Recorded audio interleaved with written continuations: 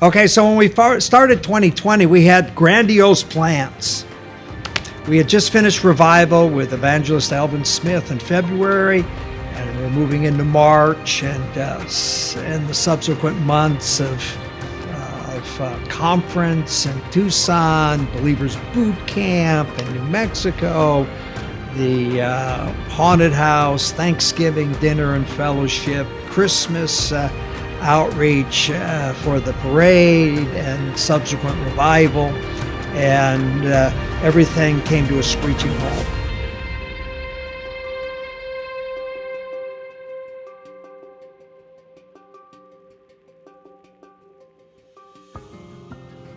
Well, who would have thought the year 2020, how it would all turn out? I, for one, was caught off guard, did not expect things to work through and work out the way they did.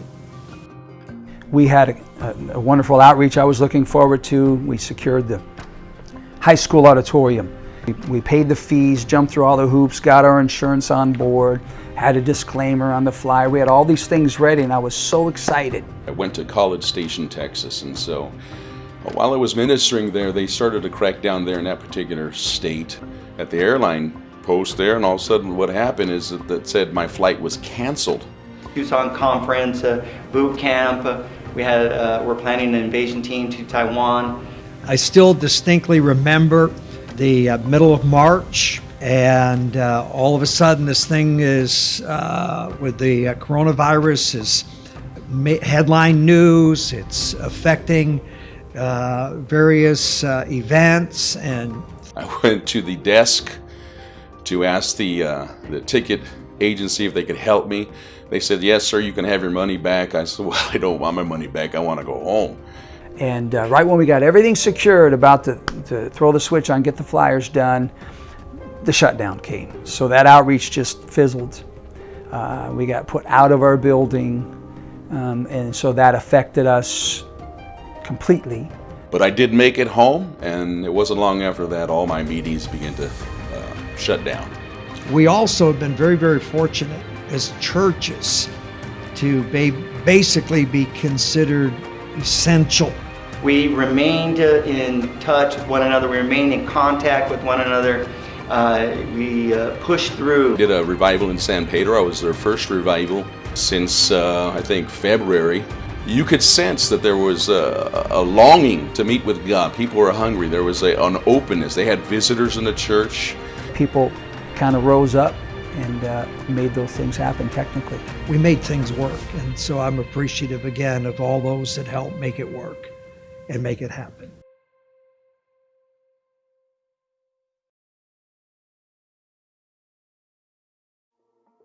March 18th, we did our final service as we had done for many years. And from there, we went to live stream, and that became a challenge because one is we had never live streamed. Good morning. I want to welcome you to the first of its own kind live streaming a church service. We've never walked down this road, and we didn't know the ins and outs. Second of all, is in order to facilitate a live streamed event, we had to have the internet service, which we did not, capable of carrying the video. And so we were scrambling, and I am so thankful for those that worked behind the scenes that were able to help facilitate not only the live stream, but upgrading and updating every aspect of what we were able to do and how we were able to pull it off. To pull off the changes that needed to be made, we were very fortunate that we have individuals in the church that kind of grew up with the technology and were able to help us facilitate the changes that need to be made, the upgrades. You know, I look back on it now, a little bit comical because we did double headers, and whether it was Saturday night or Sunday morning, and so we were able to with a handful of believers, pull this off. The blessing and provision to pray, amen, for our home church in Tucson as they open tomorrow. Maintain our double services on Sunday, our midweek service on Wednesday, whether we came early and we pre-recorded or we did it Tuesday night. But we were able to facilitate all of that and carry that through. Again, I am very, very grateful for all of you who have been very helpful. The technology, the setup, the actual filming, and all the technology that goes into pulling something like this off. If we could just take a moment and consider the big picture, we're one of the few churches that has been able to navigate through all of this and to maintain regular services. And we're very, very fortunate. Even some of the larger churches have faced huge challenges and have simply had to live stream only and limit attendance. And so we're very fortunate overall to be able to do what we do and how we do it. And again, everybody that has pitched in and contributed, thank you very much.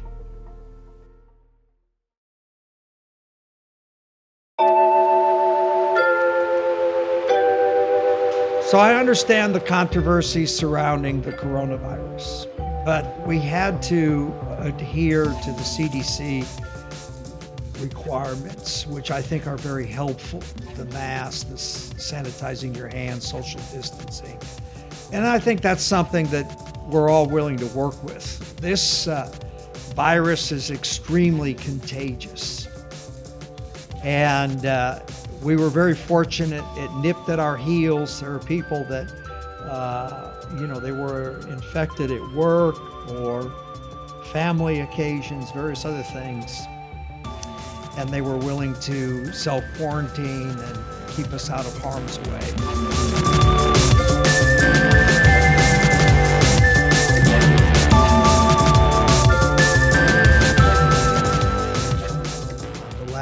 Sunday in May 31st, we were able to set things up outside and begin to do our live services in addition to live streaming in the back parking lot. And we did that and have done that for a number of months.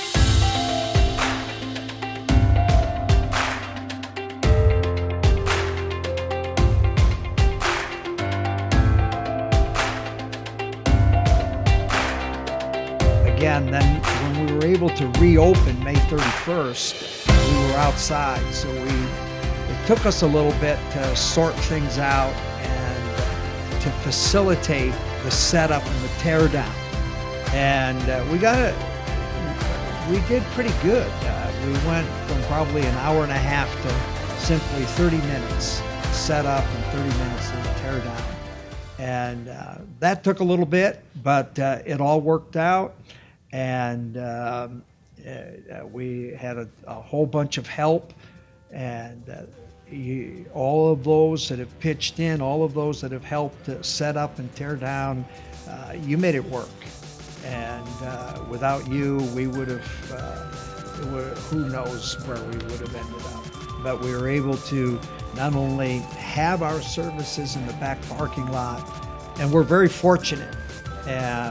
We're also able to maintain the live stream, and so it worked, and it worked well.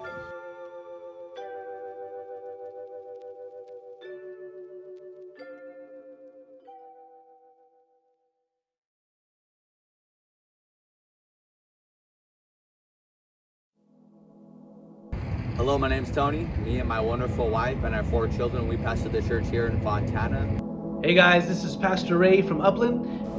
Greetings from Riverside. COVID came down, affected us just like affected everyone else. Amen 2020 has been a wild ride. Here in LA, they shut down pretty quick. We had a wonderful outreach I was looking forward to. 2020 has been a very challenging year, to say the least. Wrenches got thrown into the gears. the high school auditorium. We paid the fees, jumped through all the hoops, got our insurance on board, had a disclaimer on the flyer. We had all these things ready, and I was so excited. And God was ministering, and we were seeing people get saved. And then, as just like your church and everybody else, coronavirus comes. And right when we got everything secured, about to throw the switch on, get the flyers done, the shutdown came. The challenges that we face in planting churches, Taiwan is an island nation. It's far easier for them to control the comings and the goings and the people and who's infected and who's not. And so you cannot travel in to that island nation without self-quarantine. And so travel is limited and even restrictive in some areas. And so they can't come out, or they could come out, but wherever they go, they're going to have to self-quarantine for 2 weeks, I believe it is. And so that makes it a huge challenge. So travel is limited, and fortunately, they've been able to work together, the missionaries in Taiwan, and pull this all off. And they've done very, very well, even through the Christmas holidays. Our building did get shut down in March. Everything from there on out had to get canceled that we had scheduled. We got put out of our building, and so that affected us completely. And so all of a sudden, we're sort of stuck sheltering in place, I think they called it. In the midst of revival with Steve Nicodemus, everything came to a screeching halt. And so we had to shift gears. We actually had to send him home before the flights were shut down. Here in the United States, and especially in Southern California, with our pioneer churches renting public facilities, they cannot do that any longer. So live stream has become crucial, and being able to be outside is crucial. And we started having church outside. We opened up on Instagram for the church, for those who wanted to follow us. We pushed through. We took our services outside, just like all of you online. We gathered together in Zoom fellowships and WebEx Bible studies, and we just pushed on. So with doing online, one thing that we have seen, or that I have seen, is I have seen some of my family members, they've been watching. And not only have they been watching, they've been giving online. And so that's very powerful. What a testimony. Just realize, hey, we've got to do something. And I wasn't, very savvy in the online world or social media world. So thankful that people kind of rose up and made those things happen technically. So my prayer is that something would become available one way or another that they could utilize and have church. But that's the challenge. Where can I have church? Not just, and then how can I outreach per se when, there's the social distancing and the limitations when you're in the public. Right now, we're getting back on the streets. We're street preaching again, witnessing, seeing people get saved. People are responding. We're able to outreach in our city and outreach in the parks, and we're also able to do several invasion teams to other cities. And when we started having church outside, we started to see breakthrough with people visiting. Doors started opening in the city. The gospel doesn't change. The gospel's still the same. People need God. People need forgiveness. They need God to do a miracle inside their lives. Fortunately, our pioneer pastors have been working through things and making it work where they are. God has been faithful.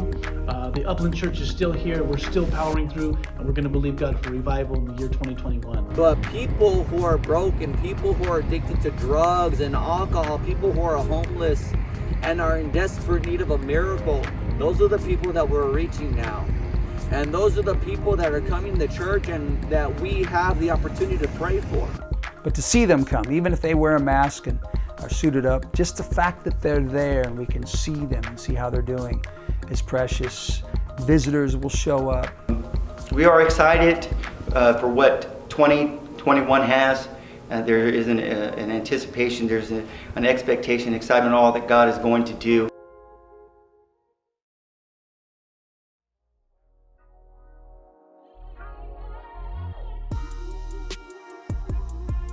Preaching to a camera is weird. I laughed because one is, for years, we've always made a stand against TV preachers and social media. And yet, in light of the pandemic, we've had to embrace both. And so to preach to a camera, unusual, but you get used to it, you adapt, and you work with it. You can't really move around because the camera doesn't move around. So you pretty much stay glued to the pulpit. But it all worked out, and it was odd for me. The thing that all of this has facilitated is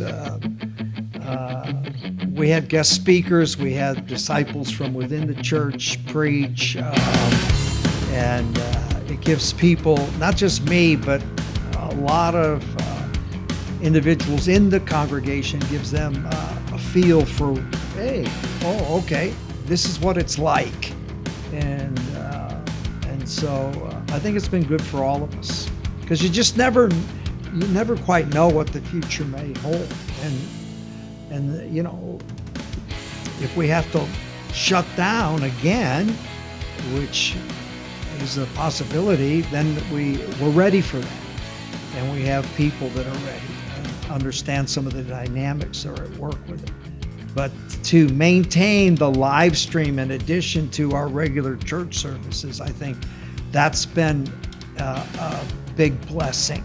And I didn't expect that.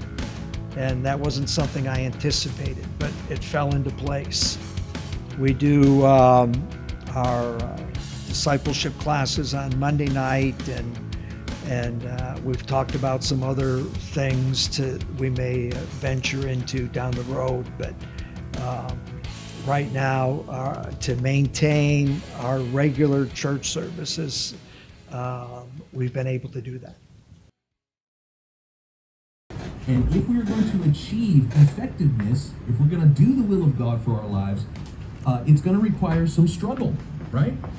Equipping the saints for the work. That work is the four-letter word. Work means labor.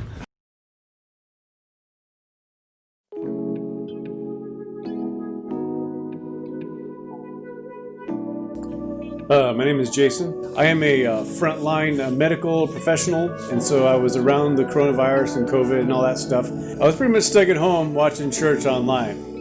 After each service, the women in the church, they would get together to have a Zoom fellowship. And I heard all kinds of great stuff about it. They would get there and talk online. They could all see each other's faces and have fellowship. So I realized there was nothing to do for the men, really. Like, we hadn't had anything. We couldn't go play basketball. We couldn't go hang out. We couldn't go an outreach door to door. So I grabbed Evangelist Mike Gomez, and we started the Monday night discipleship ministry. Thanks for coming. I hope you're having a good Christmas, and I hope you're going to have an even better New Year. This is Monday night discipleship.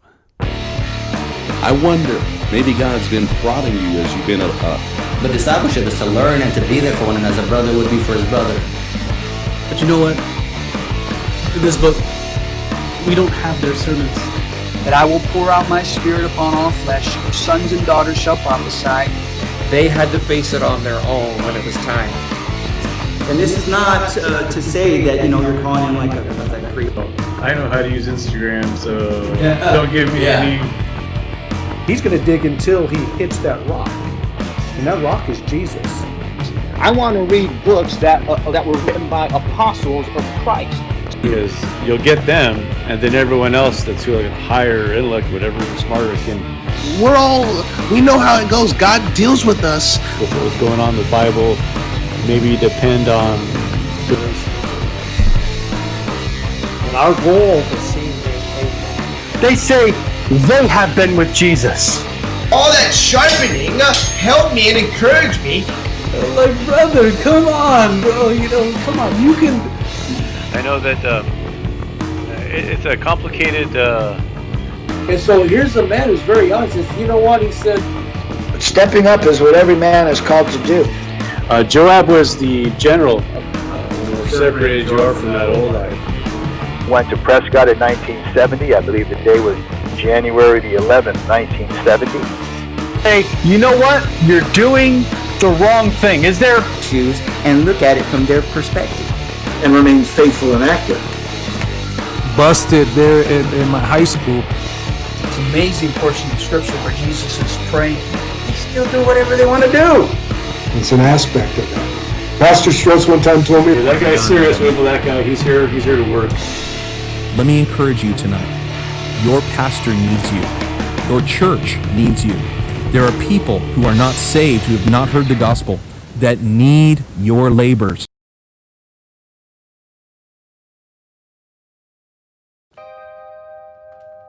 It was the year of COVID, so being that there were a lot of restrictions on everybody, we had to shut down a lot of things. And so one of the ministries that we're blessed to be a part of is the music ministry. We've had concerts typically in the past, music outreaches, and so our band Second Chance is always practiced, usually Thursday nights.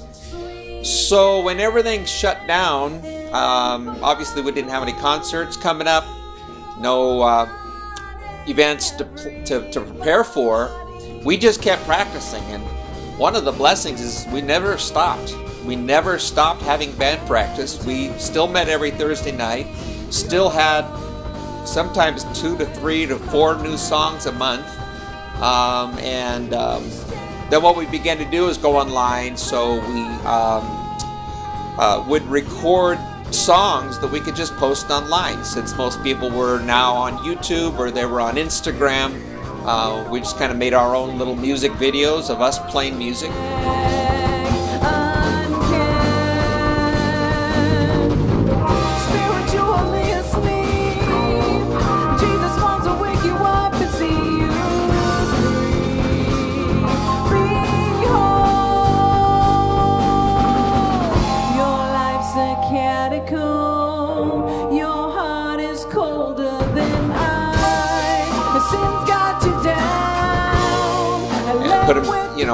Some other people had done testimonies and different things. So just kind of outreach online, since that's where everybody was living for the time being.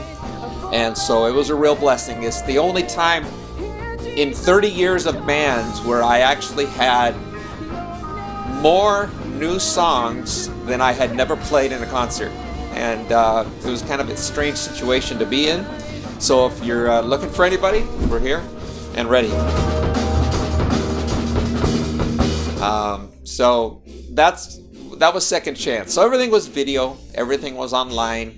And the other thing is, since we didn't know what the future was, we looked to the past. We have thousands of hours of video stuff that we had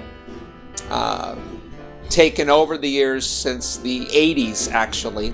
And so we started to draw from that. I kind of would post old songs, old videos, old sermons from many years ago, many different groups. A lot of these group members are now in the field, they're overseas, some are not even with us, but we're incredible things that God used those ministries for in the past, so began to post those online.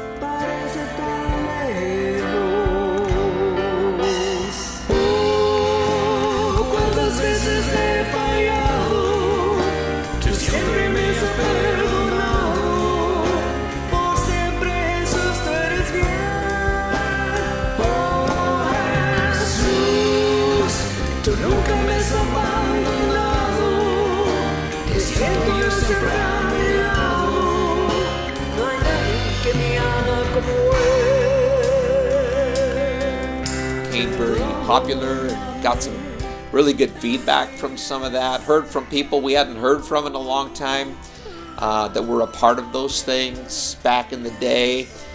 During all of that was the passing of Pastor Mitchell. And so I began to post some of his older healing crusades and sermons, men's discipleships, and became very popular across the board as people began to remember his ministry and the impact that he's had on us. So all of this very unique time opened up doors, especially through social media, to share so much of what we've done in the past and kind of change things for the time being. So we did plan on, we had all these music and songs and different things, so we kind of put it out there. Anybody who wanted to sing and do some things, we had a lot of interest, so we were going to do a back-to-back doubleheader concert on a weekend. And we set it up, planned it for outside. Then a heat wave hit us, 112 degrees I think it was that day. And then the big fires started east of us in the hills, so it was very heavy smoke, very hot, so we said we're going inside.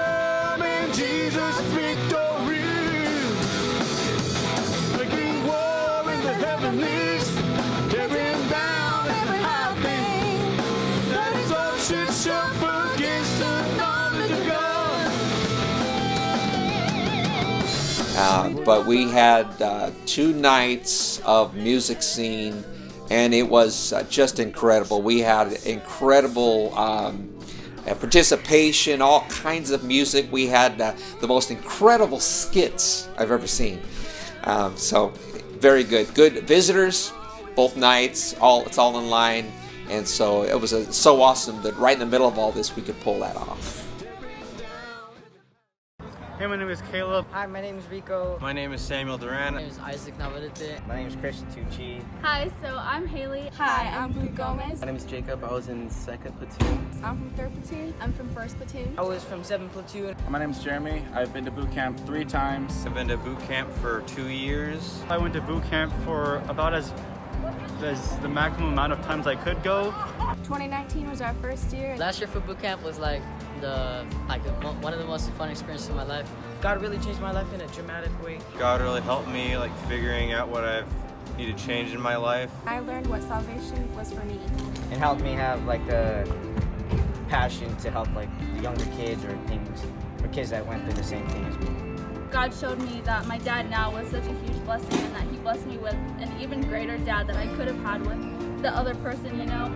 I testified. I always thought what I went through was by myself. I used to just be bummed out about it, but after I testified in front of the boot camp, a lot of kids came over after me and telling me that, oh, their dad wasn't there and their mom did this and all that, and it made me feel better about myself. It's a spiritual challenge and a spiritual encouragement that you really get from the preaching, the counseling, from the breaking down from the DIs. It really touched all of us there and really made my relationship stronger with him.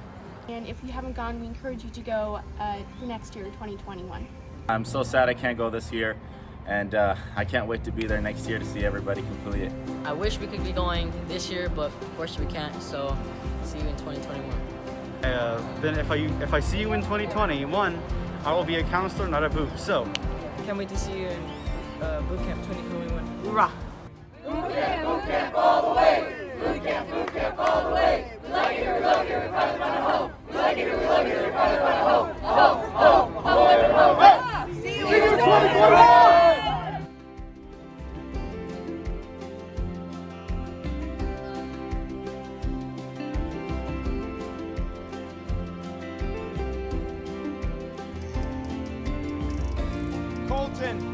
Colton, California. There we go.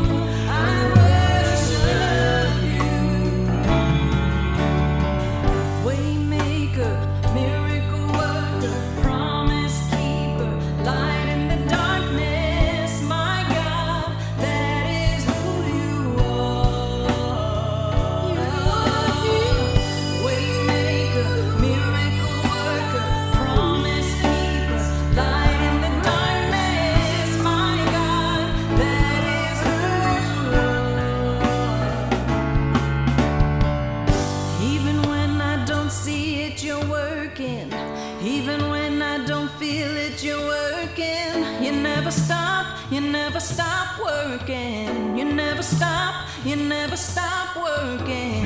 Even when I don't see it, you're working. Even when I don't feel it, you're working. You never stop working. You never stop working. Even when I don't see it, you're working. Even when I don't feel it, you're working. You never stop. You never stop. You never stop.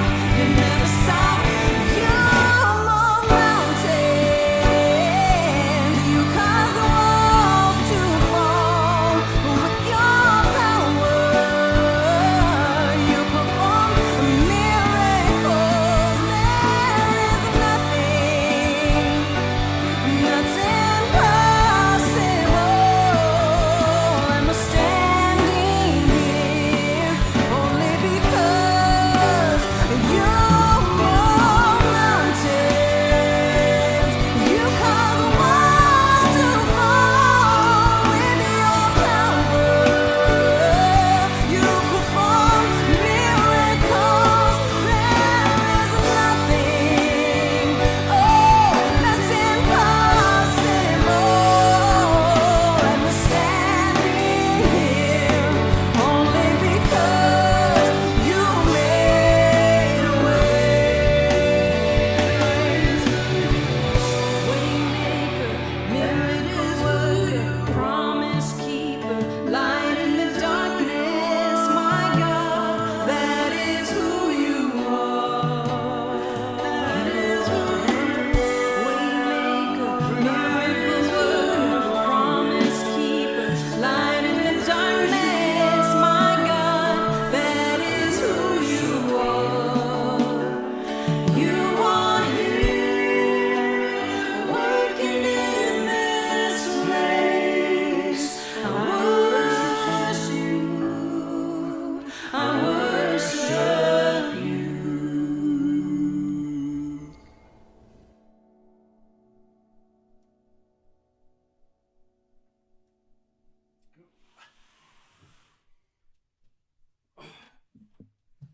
I'm going to stop the recording.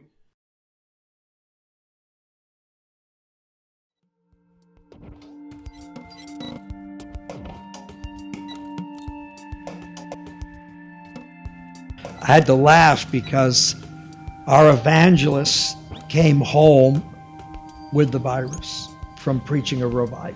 In addition, a number of us went to a revival in one of our pioneer works, and the evangelist, when he went home, he was tested positive. And so what am I up against? What am I going to have to deal with? You're always kind of concerned because you're around, you have guests come, you have visitors. Things worked out. And so I was so encouraged that I have another revival scheduled. It was very fruitful, very timely, and very, very good week of ministry. All right. Can we have revival in the midst of a pandemic? Well, yes, we can have revival in the midst of a pandemic. Revival's in our hearts, and so. It says the world is still sleeping its sleep of death. It's been a slumber of many generations. For evil, but God meant it for good, to save much people alive. My personal conviction is that, everyone can have revival if they got revival in their heart. And so this is what I contend for. I'm sure everybody here does as well. And it can be wearying, it can be taxing at times with all the things that we face on daily issues, and we get, all the strategies of hell that come against this church. And the problem is, as the years pass, many of God's people have fallen asleep spiritually. And suddenly there came a sound from heaven as a rushing mighty wind. You don't get this sitting at home. Jesus said his church would prevail, and so I believe that. And the gospel works, and I know that as we continue to power on, God's going to help us, and he's going to meet with us. I really am believing for another wave, a tsunami. Awakenings must have someone to flow through as a conduit for a greater outpouring. Met with God, I believe, during the COVID, and It was kind of weird. I couldn't get sleep, and I sent my pastor an email. I sent Pastor John Durenick and Evangelist Jerry Fussell about some things that God was dealing with me about. Many have lost the hope. Many have lost their confidence in the plan of God, the purpose of God. This man Jesus can fix what is broken in my life. I really feel that God is going to do something in the future. I believe we're on the cusp of revival, that we are living in the very, very last of the last days. Those awakenings begin in the heart of people. Those awakenings begin in prayer meetings and evangelistic meetings. And so if you're not ready, get ready, because time is very short. And so you need to grasp a hold of what God is doing now and push on for what God wants to do. And the world by large is asleep to spiritual realities, and we, God's people, are called to awaken in the midst of this spiritual climate. Because God is still on the throne. And I really believe that's going to help us as a church and as individuals, and we're going to see Holy Ghost revival before He raptures us out of here. I had a hair appointment with a counselor. Just to hear y'all, I'm telling you.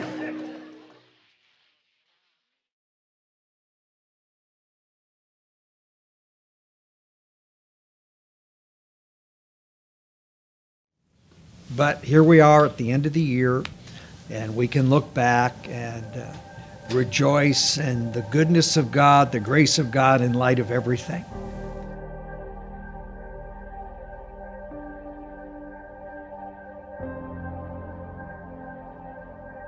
And it's a very interesting time to be alive and to experience a pandemic. If you are a student of American history, you will know that we were impacted in 1918, 1919 with the smallpox epidemic. Subsequently, the depression that set our nation way back financially, and then World War II and the impact that it had on American families and the American culture, way of life. We are impacted today by this pandemic. Lives have been changed, things have been altered. We've lost thousands of people to this. And so Colton Church is a beacon, a reference point to a lot of churches you might not be aware of, but I get to talk to a lot of people, and there are people that go to our YouTube channels, our websites, and are longing for the days when we can go and help them with plays and dramas and music groups and things like that. Well, I think the one word that describes 2021 is uncertainty. We're not sure. And it's week by week, month by month planning, I guess, is how we just have to kind of play it out.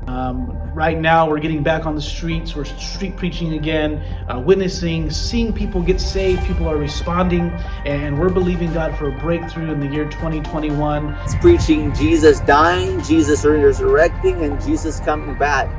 And by preaching that, we know that seeds are being planted and that we're going to see fruit, whether it's this year in December or maybe next year. We don't know all that God has planned. We are excited for what 2021 has. There is an anticipation, there's an expectation, excitement, all that God is going to do. See people congregate, and spur one another along in the things of God, and being outside where there's also sinners roaming about. I think as a church, as a congregation, as a family, we've been very, very fortunate. On that, what was to be a weekend shot, I ended up staying there for 10 days. I attribute that to the grace of God, the prayers of the saints, and this is where other people can step in and sort of be that reference point.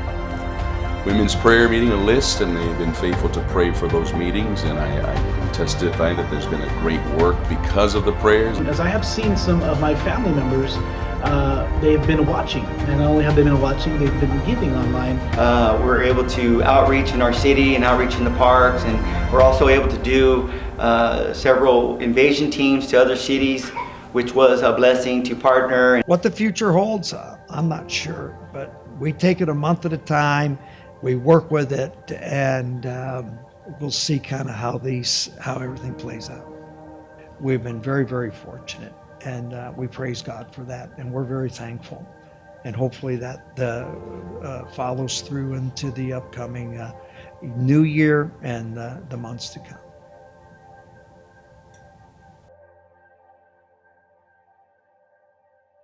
Cool. Good. Cool. Make sense? Yes, sir.